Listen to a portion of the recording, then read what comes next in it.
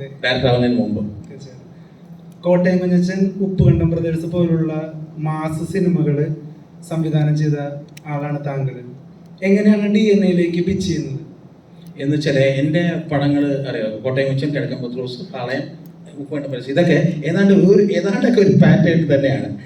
മുണ്ടും മടക്കി കുത്തി കൊടുത്ത് അപ്പോൾ പിന്നെ ഒരു ഗ്യാപ്പ് കഴിഞ്ഞു. ഗ്യാപ്പ് എന്ന് ഞാൻ അറിഞ്ഞുകൊണ്ട് വന്നതല്ല, ഞാനത് അധ്വാനിച്ചു, പല സ്ക്രിപ്റ്റിന് വേണ്ടി ഇരുന്നു, ഏറ്റവും ടോപ്പ് റൈറ്റേഴ്സിൻ്റെ കൂടെ ഇരുന്നു, പലരും എന്നെ വിട്ടിട്ട് പോയി, ചിലരെ ഞാൻ ഇട്ടിട്ട് പോയി, ഇങ്ങനെ ഒരു കണ്ടീഷനായി ഒരു ഗ്യാപ്പ് വന്നു. കോട്ടയം കൊച്ചിലൊരു ഡയലോഗുണ്ട് മമ്മൂക്കയുടെ, അതുപോലെ തന്നെ. അപ്പോൾ ഒന്നും വർക്കൗട്ട് ആയില്ല. ഞാൻ മോഹൻലാലിനെ വെച്ചൊരു പ്രോജക്റ്റ് പ്ലാൻ ചെയ്തു, കാർത്തിക തിരുനാൾ കാർത്തികേയൻ, അത് ഏതാണ്ട് ഓണം വരെ എത്തിയതാണ്. അതിൽ മമ്മൂക്കയെ വെച്ച് കായൽ സാമ്പ്രാട്ട് എന്നൊരു പ്രോജക്റ്റ് പ്ലാൻ ചെയ്തു. ഒന്നും അങ്ങോട്ട് ഫൈനൽ എത്തിയപ്പോൾ ഒരു സ്ക്രിപ്റ്റിൻ്റെ കാര്യങ്ങളുണ്ടും ഒക്കെ, കാരണം എനിക്കൊരു കോൺഫിഡൻറ്റ് ഇല്ല, അതൊന്നുകൊണ്ടാണ് പലതും ഡ്രോപ്പ് ആയത്. പിന്നെ വന്നപ്പോൾ ഒരു മാറ്റം എനിക്ക് ഈ പറഞ്ഞ പോലെ DNA എന്ന് പറഞ്ഞ് മാറ്റി, ചിലപ്പോൾ IPS കൂടെ നടക്കും. അത് കഴിഞ്ഞാൽ വീണ്ടും എൻ്റെ പഴയ തട്ടത്തിലേക്ക് തന്നെ ഞാൻ പോകും.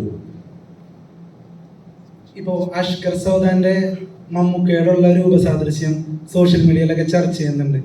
അങ്ങനെ ഒരു രൂപസാദൃശ്യം അഷ്കർ സൗദാനെ ഇതിൽ നായകനാക്കാനായിട്ട് സാറിനെ തോന്നിപ്പിച്ചിട്ടുണ്ടോ? അതാണ് ഈ അഷ്കർ സൗദാൻ ഉള്ളതുകൊണ്ടാണ് ഈ പടത്തിന് DNA എന്ന് പേരിട്ടത്, മമ്മൂക്കയുടെ DNA. സത്യം അതാണ്. യഥാർത്ഥത്തിൽ ഈ പ്രോജക്റ്റിൻ്റെ ഒരു കാരണക്കാരൻ തന്നെ അഷ്കർ സൗദാനാണ്.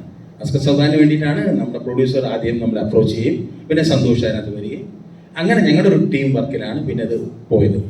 ഭാഗ്യം, ദൈവത്തിൻ്റെ ഒരു കടാക്ഷം കൊണ്ട് നമുക്ക് മാക്സിമം നമ്മൾ വിചാരിക്കുന്ന ഏതാണ്ട് അത്രയും തന്നെ നമുക്കത് മേക്ക് ചെയ്യാൻ പറ്റി. ഇനിയെല്ലാം ജനങ്ങളുടേതാണ്. ഒരു തൃപ്തിക്കുറവ് ഈ പടത്തിനില്ല. എല്ലാ സൈഡിലും, ക്യാമറ സൈഡിലായാലും, എഡിറ്റിംഗ് സൈഡിലായാലും, മ്യൂസിക് ആയാലും ശരി, സ്ക്രിപ്റ്റ് സൈഡിലായാലും ശരി, മേക്കപ്പ് സൈഡിലായാലും ശരി, എല്ലാ സൈഡിലും നമ്മൾ ഏതാണ്ട് സൂപ്പറായിട്ടുള്ള സെറ്റുകളാണ്. നല്ല സെറ്റുകളാണ്, റിയലിസ്റ്റിക് ആയിട്ട് തോന്നുന്ന സെറ്റുകളാണ്. നല്ല ആർട്ടിസ്റ്റിനെ ഭാഗ്യം കൊണ്ട് കിട്ടി. ഇടയ്ക്ക് കുറച്ച് ഷഫ്ലിംഗ് ഉണ്ടായിരുന്നു ആർട്ടിസ്റ്റുകളെ, കുറേ പേര് നമ്മൾ കാസ്റ്റ് ചെയ്ത് അത് മാറി. പക്ഷേ ഇപ്പോൾ നമുക്ക് പണ്ടാര പറഞ്ഞ ഫിൽട്ടർ ചെയ്ത് വന്നപ്പോൾ നമുക്ക് ഏറ്റവും ഈ പടത്തിന് ആപ്റ്റായ, ഞാൻ 100% സാറ്റിസ്ഫൈഡ് ആണ് ആർട്ടിസ്റ്റുകളുടെ കാര്യത്തിന്. അവരൊക്കെ ആദ്യം പ്ലാൻ ചെയ്തവർ പോയത് തന്നെ നല്ലത് എന്ന് ഞാൻ ഈ പടം കണ്ടപ്പോൾ എനിക്ക് തോന്നി. ഇനി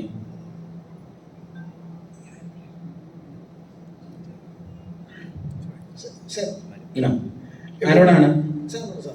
ഇപ്പൊ ഈ സാറിന്റെ ലാസ്റ്റ് സിനിമ വരുന്നത് ഏകദേശം ഒരു 10 വർഷങ്ങൾക്ക് മുമ്പാണ്. അപ്പം ഈ ഒരു കാലയളവിൽ സിനിമയുടെ ഡൈനാമിക്സ് ഭയങ്കരമായിട്ട് മാറിയിട്ടുണ്ട്. പ്രേക്ഷകർ കുറെ സിനിമകൾ കാണാൻ തുടങ്ങി.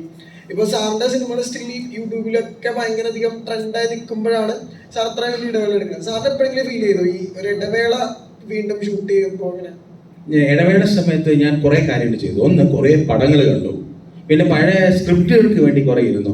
എന്നിട്ട് 3 സീരിയൽ ചെയ്തു. അന്ന് സിനിമയേക്കാൾ അഡ്വാൻസ്ഡ് ടെക്നോളജി ഉള്ള സീരിയലായിരുന്നു. ഏറ്റവും കൂടുതൽ CG ഉള്ള സീരിയൽ കടമറ്റത്ത് കത്തന, റെക്കോർഡ് ഹിറ്റാണ്, അതെൻ്റെ സീരിയലാണ്. വിക്രമാദിത്യൻ, ഓൾ ലാംഗ്വേജ് പോയ സീരിയൽ എൻ്റെതാണ്. അതുപോലെ തന്നെ അലാവുദ്ദീൻ അത്ഭുത വിളക്കും, അതും എൻ്റെ സീരിയലാണ്.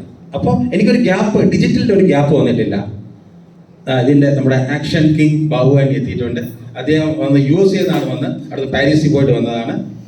വെൽക്കം ബാബുവാനി.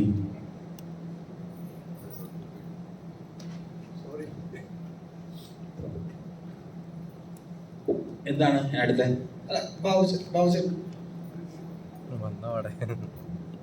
എല്ലാവർക്കും നമസ്കാരം.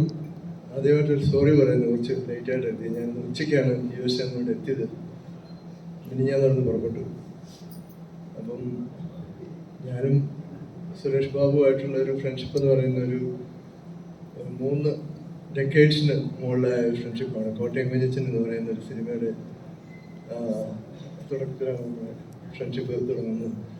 അപ്പം എന്നോട് സുരേഷ് ഗോപിയാണ് നമ്മളെ ഓക്കെ.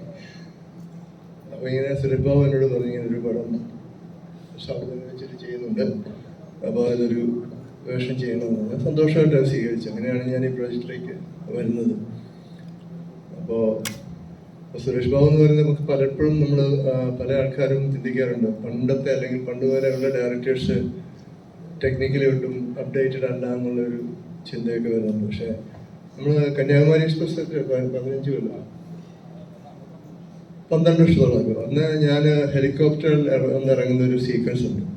അതിൽ ഞാൻ ഹെലികോപ്റ്റർ കണ്ടിട്ടേ ഇല്ല. ആകെപ്പാടെ അന്ന് ലൊക്കേഷൻ ഉണ്ടായിരുന്നത് ഒരു പ്രൊപ്പലർ പോലത്തെ ഒരു ഫാനാണ്.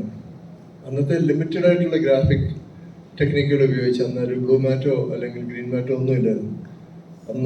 അന്ന് അത്ര അഡ്വാൻസ്ഡ് ആയിരുന്നു സുരേഷ് ബാബു. അന്ന് ആ സീക്വൻസ് ഷൂട്ട് ചെയ്ത് ഞാൻ കണ്ടപ്പോൾ തന്നെ അത്ഭുതപ്പെട്ടു പോയി. ഞാൻ ഹെലികോപ്റ്ററിൽ വന്ന് ഇറങ്ങിയെന്നാണ്. അന്ന് വണ്ടിയിൽ കയറി പോകുന്ന ഒരു സീക്വൻസ് ആണ്. അപ്പോൾ ഹെലികോപ്റ്റർ പ്രൊപ്പല്ലറൊക്കെ കാണാം. ഞാൻ ബാബുവിനോട് ചോദിച്ചത് എങ്ങനെ ഒപ്പിച്ചെടുത്തെന്ന് ചോദിച്ചു. അപ്പോൾ അതുപോലെ ടെക്നിക്കലി അതുപോലെ അഡ്വാൻസ്ഡ് ആണ്, അപ്ഡേറ്റഡ് ആണ്. നമ്മുടെ ഒരുപാട് പണ്ടുമാലുള്ള ഡയറക്ടേഴ്സും സിനിമാറ്റോഗ്രാഫേഴ്സും ഒക്കെ.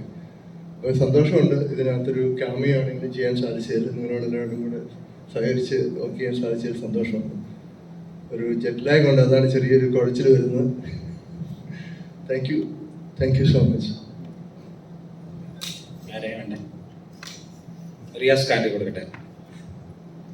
അസ്കറിൻ്റെ റിയാസ് ഖാൻ അവരെല്ലാം പ്രതീക്ഷിക്കുന്നത് അടിച്ചു കയറി വാടാ, അതിനുവേണ്ടി പ്രതീക്ഷിച്ചിരിക്കുകയാണ്. അദ്ദേഹത്തിന് കൊടുക്കും.